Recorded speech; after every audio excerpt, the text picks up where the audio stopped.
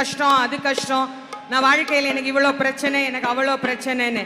அருணகிரிநாதருக்கு வந்ததை விடவா நமக்கு பிரச்சனை வந்துட போது?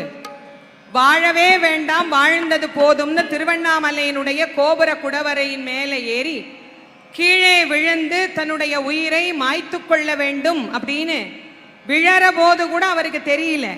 தெரியாம தான் முருகான்னு கீழே விழுந்தார். அவர் முருகான்னு ஒரு தரம் சொன்னதுனால முருகப்பெருமான் என்ன பண்ணார்? ஓடி வந்து அவர் அப்படி பூச்செண்டு தாங்குவது போல தாங்கி சொன்னார், அருணகிரி நீ உலகமுய்ய திருப்புகழை பாடுன்னார். பாடு அப்படின்னு அவர் பாடி இல்லை. பாடுன்னு சொன்னார். என்ன போய் பாடுங்கிறியே, எனக்கு என்ன சுவாமி தெரியும்? ஏவினை நேர்வழி மாதரை மேவிய ஏதனை மூடனை நெறிப்பேனா ஈனனை வீணனை ஏடு எழுதா முழு ஏழை. சுவாமி நான் பள்ளியினுடைய வெளி மதில் நிழலில் கூட ஒதுங்கி அறியாதவன்.